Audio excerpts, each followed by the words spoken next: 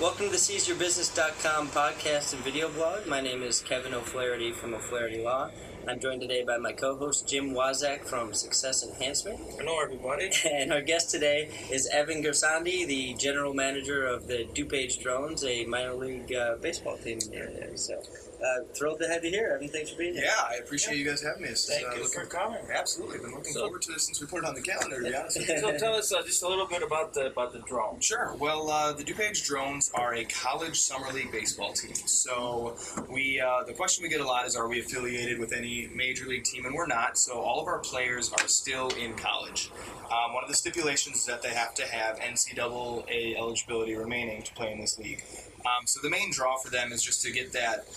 Just to keep playing in the summer as opposed to going home and getting a job or anything like that. And their coaches these kids are from all around the country. You know, we have kids from Eastern Michigan, Florida, you know, and we also have kids that are closer to home from U of I, Northwestern, and their coaches really want them to keep playing, just to see different competition. And, you know, it's staying in the show is different as opposed to just doing those individual workouts that they would normally be doing. So that's really the main draw for those kids to come here. There's 50 of these leagues throughout the United States. So it's very prominent. You know, talent-wise, number of players that we send to the draft, we're ranked number 3 actually, behind the Cape Cod League out west, the Northwoods League up north a little bit, and then it's us, the Prospect League. So last year, for example, there were 31 players drafted in the Major League Draft from our league, which is just a little bit over a tenth of the total players. So It's a great product on the field. Yeah, it's a lot of fun, and we're halfway through our season already, it's just flown by, to be honest with you. So. I imagine for a family with younger children, it's probably just as much fun for a fraction of the cost to go exactly to a right, and that's another big question we get is, how do you market yourselves against? You know, you have the Kane County Cougars, the Joliet Slammers, the Schaumburg Boomers, and then, you know, the Cubs and the White Sox. But our product is so on par with the Boomers or the Slammers or the Cougars that we can market that. Our ticket prices are lower than that, free parking, which is huge. Yeah, you know, that's that's one of the great. biggest things. So yeah, our ticket prices are $750, and when people ask about the Cubs and the White Sox, we're like, not even worried. It's a different market we're going after. The family of 4 who's going to go out to a game, they'd much rather spend $30 on tickets Sure, and watch a 2.5-hour game. Right. Exactly. If you're going to a Cubs or a White Sox, that's taking your whole day. So it's really a great family outing. We've had a lot of group outings, a lot of non-for-profits that have really latched onto it. And another great opportunity we have is our host family program for these families in the area, because this is such a baseball-rich area that it's really, you know, we don't pay the players, they don't pay us, but they, like I said, they're from all over the country. So they stay with host families in the area, which we're still looking for. You know, we came in a little bit late, but we're still looking for a couple host families because we're putting these kids up in hotels right now. And, you know, it's not good business on our end, and it's really kind of taken away from their experience a little bit because, you know, that's part of it. They want to be in-houses. They want to be role models for these younger baseball players or stuff like that. So that's a really neat aspect of it that, you know, even the Cougars do the exact same thing. So. Do the host families tend to be baseball oriented? I would guess. A couple we have like 5 or 6 total right now, and I would say 3 or 4 of them are. They have younger ones who play baseball, so they really look at them as a role model. You know, the kids really look up to them, and the players, they help out around the house. They go to these kids' games. They're just like a big brother, if you will, in the house, and that was a big drawing point for a lot of our host families that we have now. So That's a really cool yeah, it is. It's very neat. It's really cool. But let me ask this from a business standpoint, since a lot of our audience has, you know, newer or smaller businesses. So, I mean, how do you create some brand identity, brand awareness? I mean, I'd never heard of the drones until I found out you were coming on this show. What sort of works to get your message out? Well, so we've learned what works and what doesn't work a little bit. You know, being our first year, we announced that this team was coming in November, and we really hit the ground running full force in February. So with that being said, sponsorship dollars, we missed a lot of budgets. With that, creating a brand and growing who we are, there were teams at Benedictine before. There was the Hounds and the Dragons, and people came in. why are you guys different? Who are you in comparison to them? And we had to be able to set ourselves apart. And a way that we did that was going in, we did a lot more face-to-face marketing. We're part of every chamber we can be around here, Naperville, Lisle, and I go to every single event that I possibly can, just because we want to get in front of people and let people know who we are. We're different than what's been here before. We're going to make it work where they didn't. Another big avenue for us has been the social media aspect of it. Being the drones, we're technology based, so it's been a big capture for us to go after the social media. We have our Twitter and Facebook have been blowing up lately since the season started. I think we've gained over 200 Twitter followers and 150 Facebook likes or something like that, and it's just been in a month. So that's been a huge thing for us. A couple things we've also been working on are newspaper articles. Being a new startup, we have limited budgets for that kind of thing. Sure. So we've been going around to for example, Positively Naperville. They've been great to work with because they've been giving us great deals about our ad space, and it's it's relatively cheap, but it still reaches a good amount of eyes to be able to show impact. We also did a large mailer with a couple other companies in the beginning of May, right before our opening day. It was kind of a try postcard, if you will, Sure. with our schedule, our ticket prices. And one of the things that we regret not adding on there was some sort of ticket deal or food voucher or something, because, it was more of an informational thing. But at the same time, if we would have put a buy one, get one, if you will, we would have been able to track the return we saw on that. And I personally think we would have seen a better return if there was a deal. Because even though our ticket prices are, $750, people still want to see that. They still want to get that deal on top of it. And if we would have thrown in a hot dog and chips or something like that, just showing extra value would be huge for these people. And that's another thing we do with our sponsorship packages. We want to show as much value to these people as we possibly can, because that's what people want to see. They want to know how many impressions they're going to see. They want to know how many people are going to come through our gates. And with that, we just have to be able to pack our packages with as much value as we possibly can. So how do you go about creating the sponsorship package? What goes Sure. It's been actually a wave up and down. When we first started these, going into these meetings, we had the packages of what we wanted them to be and what we wanted them to entail, but that didn't work out for us. So we switched it up. We had to be fluid. We changed it to going in, hearing what they had to say first, and then retroactively going back and building a package for them. So you customize. Exactly. We customize every single thing, because somebody may see more value in season tickets and no value in an outfield banner, but other people may see value in that outfield banner and don't want season tickets whatsoever. Okay. So it was nice to be able to hear, we lay out our assets, what we have. We say, hey, where do you see value? What can help you? Because we don't want it to be a one-way relationship. We want to give back to the community as well, which is huge, especially in this area with the non-for-profits and just the sense of community that is DuPage as a whole. So we wanted to really be able to give back and be able to show them value. And a lot of times it's nice if they'll give me a price, I'll pack it full of value with all of our assets that I possibly can and giving them that price. So that's the biggest thing. One of the biggest things we had to change was just knowing that, hey, these preset packages aren't working. So we need to switch it up and figure out what will work to entice these people to sign up with us. Okay.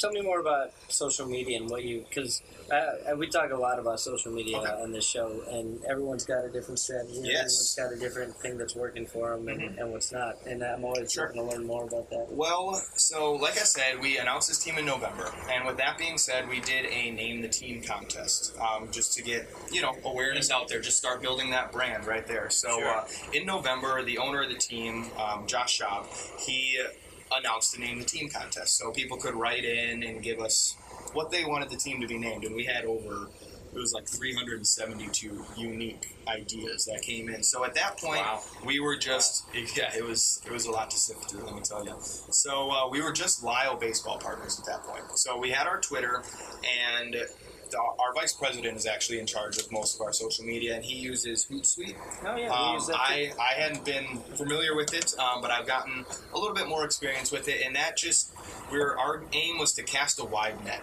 at that point. Just sports stories, baseball stories, local stories, whatever it may be. Just cast a wide net and get people into our pipeline. Okay.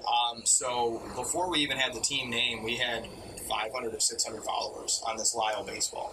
So with that being said, once we once we decided on the Drones as a team nickname, we made a new Twitter account, which is Drones Baseball. And the challenge for us has been, how can we get people who followed the Lyle baseball and actually want to know more about the Drones? How can we transition them over to the Drones Baseball Twitter handle? And it's not an overnight thing that's going to happen. So we've slowly been, trying to transition those people over there, sending out the tweets, be like, hey, Drones Baseball is officially moving to @Drones Baseball instead of the Lyle Baseball Partners. So it's been a little bit dicey here and there, but at the same time, it was great to get that foundation of 700, 800 followers before we even had a team name, and then we can direct them now to the more centralized, where they can actually get news about the Drones, and that's up to I want to say 700 or so now. So we have done a good job of funneling over there. So that's just been a challenge. And then with Facebook, it's just we've gone through ups and downs on that as well. We've started to promote our posts a little bit more, just to get a little wider reach. Exactly, right. And we weren't doing that so much in the beginning, but for our bigger nights, for example, fireworks on the 4th of July, we've blasted that out. We want as many people as possible to know about this, for obvious reasons. So that's been something that we've been seeing a good return on, I would say, because Facebook I've never been the admin of a page before, and the way that they can break stuff down and show you impressions and all that stuff, it's amazing. So we go through, every day and look what's working, what's not working. And at the beginning of the season, to be honest, we were doing in-game updates on Facebook, which is a no-go. It's just because your unique impressions go way down. You're like, only 10 people saw this, whereas some of our other posts have over 2,000 people who saw it. So we're like, okay, we'll do show the lineups on Facebook and then show a post game. And then Twitter, is where we're going to do the in-game updates, because that's where people more so follow along for the minute-by-minute updates, as opposed to Facebook that should be geared more towards the bigger culminating events that are happening. Hey, you know what? I got an idea for you. What do you think of this? And I share this because maybe it would apply to some of our viewers as well. And it probably has to be some type of an entertainment type venue. Okay.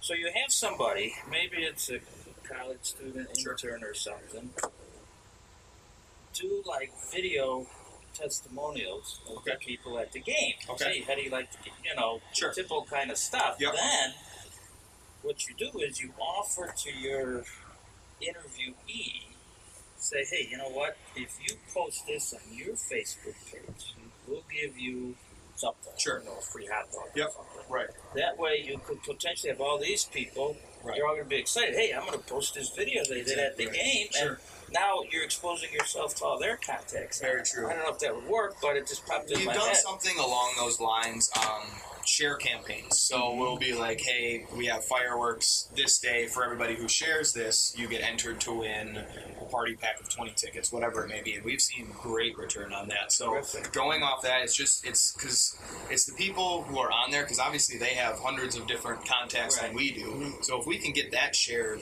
to then their side of things, that opens up a whole new door of possibilities. Like you said, that's our biggest fight right now, is people knowing that we're around. Awareness. And so that's why our share campaigns have been huge, just to get in front of more people and let people know who we are. So that's a great idea. And then another thing, just going back to the social media, we're on Instagram as well, which is slower. That's a slower process than a Twitter or a Facebook. And we're also on Snapchat, which is what a ton of major league teams have that now, a couple minor league teams, and we've been seeing a lot of great return on that as well, because everybody watches the Snap stories. That's a huge thing right now. Everybody watches them, and we've just seen lots of followers, lots of people even snap back to us, which is very great. So wow. Yeah, I know, it's very interesting. So one thing that interested me that you said was you mentioned you make some types of Facebook posts like game updates and they get 10 views, and other types would get 2,000 views. Right. Yep. How do you how do you construct a post that's actually going to get the views that you're looking for? Sure. It's interesting because our best post to date is my assistant general manager. He had his old music teacher come in and sing the national anthem on Thursday, I think it was. And all of his students and parents that knew him shared this post, and it is blowing up right now. It's amazing. It's the thing, and we didn't construct it that way. It's so to answer that question, it's tough. You know, you want to phrase things correctly. You want to make it appealing to people. You want to make it sound right, but at the same time, it's little things that you don't know are going to blow up. So I think the main key to it is packing it with information and just getting as much information in as short of a small area as you possibly can. Just because at that point, people will be like, if, for example, we had 6 games in 5 days the other day, and we had a Facebook post that was like, Monday or Sunday's Princess and Heroes, Tuesday's $3 tickets, Wednesday's high school night, Thursday is Thirsty Thursday for $3 Miller Lite. And with all those different aspects of it, that one part of it might appeal to somebody, and then they'll share it.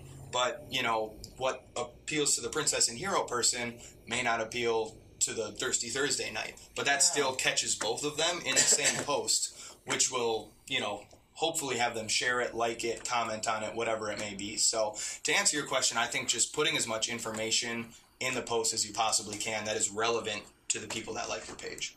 Okay. That's what, at least when I post, because we have 3 people who can post on our Facebook page, and when I post, that's what I try to do as much as possible, just to really get it out there and let people know what's coming up. So, you know, if you knew, like, let's say, like an attorney who, like, hosts a podcast, sure, who has, like, a band on the side and sings, sure, you could probably invite a guy like him to sing the national anthem, and the place would be chocked, right, exactly, filled to the gills, right? Exactly, absolutely. Well, there we go. Yeah, right. That'd be perfect. Yeah, I don't think you want me singing the national anthem. There we go. But, oh, okay. Thank you, Jim. Or maybe it'd be like really funny because you'd screw it up and it would go viral, and then right, there we go. That's no publicity. This is the best post you get. That's right. Exactly. That's right. So how do you manage your marketing efforts? Because you've got all these different irons in the fire, and you're trying to pack a ballpark full of people, which is a lot more volume than most people have to do in their marketing. Sure. How do you manage your day and decide how you're going to allocate your time? Sure.